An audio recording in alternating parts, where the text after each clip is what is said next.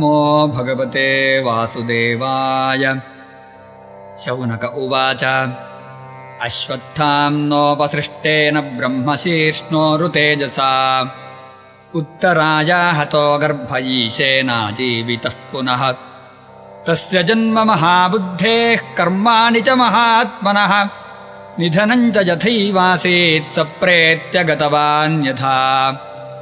तदिदं श्रोतुमिच्छामो गदितुं यदि मन्यसे ब्रूहि न श्रद्दधानानां यस्य ज्ञानमदाच्छुकः। सूत उवाच अपीपलद्धर्मराजः पितृभद्रं जयन् प्रजाः निःस्पृहः सर्वकामेभ्यः कृष्णपादाब्जसेवया। सम्पदः क्रतवो लोका महिषी भ्रातरो मही जम्बूद्वीपाधिपत्यं च यशश्च त्रिदिवं गतम्। किन्ते कामाः सुरस्पार्हा मुकुन्दमनसो द्विजाः अधिजह्रुर्मुदं राज्ञः क्षुधितस्य यथेतरे। मातुर्गर्भगतो वीरः स तदा भृगुनन्दन ददर्श पुरुषं कञ्चिद्दह्यमानोऽस्त्रतेजसा। अङ्गुष्ठमात्रममलं स्फुरत्पुरटमौलिनम् अपीच्य दर्शनं श्यामं तडिद्वाससमच्युतम्।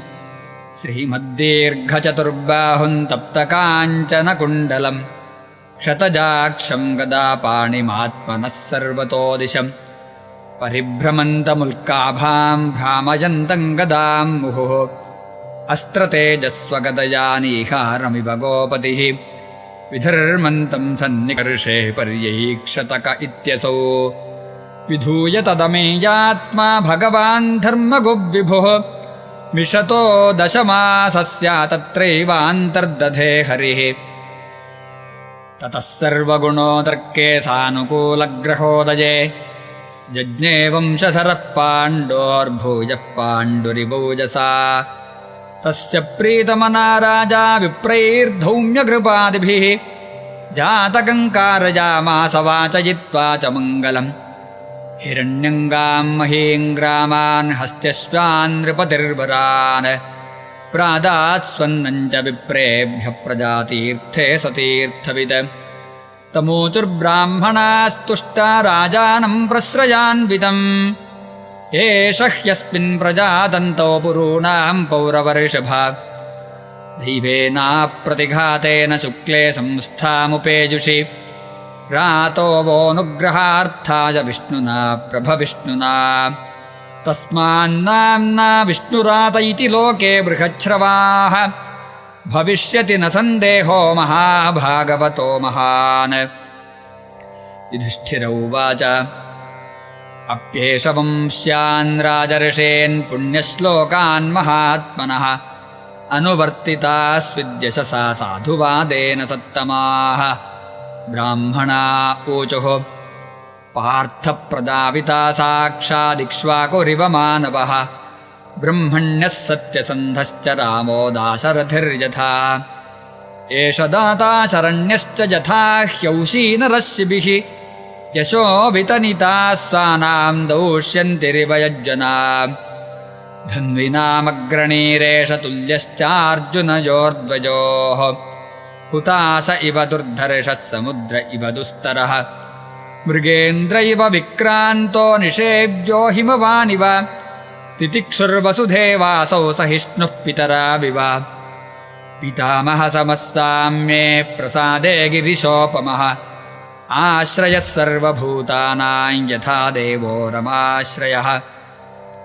सर्वसद्गुणमाहात्म्ये येष कृष्णमनुव्रतः रन्ति देवजिवोदारो ययातिरिव धार्मिकः। धृत्या बलिसमः कृष्णे प्रह्लाद इव सद्ग्रहः आहर्तैषोऽश्वमेधानां वृद्धानां पर्युपासकः। राजर्षीणां जनजिता शास्ता चोत्पथगामिनां निग्रहीता कलेरेष भुवो धर्मस्य कारणात्।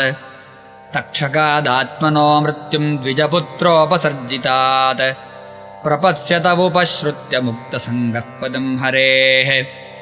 जिज्ञासितात्मजाथात्म्यो मुनेर्व्याससुतादसौ हित्वेदन्नृपगङ्गायां यास्यत्यद्धाकुतो भयम् इति राज्ञ उपादिश्य विप्राजातककोविदाः लब्धापचितयः सर्वे प्रतिजग्मुस्वकान् गृहान् स एष लोके विख्यातः परीक्षिदिति यत्प्रभुः गर्भे दृष्टमनुध्यायन् परीक्षेत नरेष्विह स राजपुत्रोपवृथे आशु शुक्ल इवोडुपः आपूर्यमाणः पितृभिः काष्ठाभिरिव सोऽन्वहम् यक्ष्यमाणोऽश्वमेधेन ज्ञातिद्रोहजिहासया राजा लब्धधनो दद्ध्यावन्यत्र करदण्डयोः तदभिप्रेतमालक्ष्य भ्रातरोच्युतचोदिताः धनं प्रहीणमाजह्रुरुदीच्यान् दिशि भूरिशः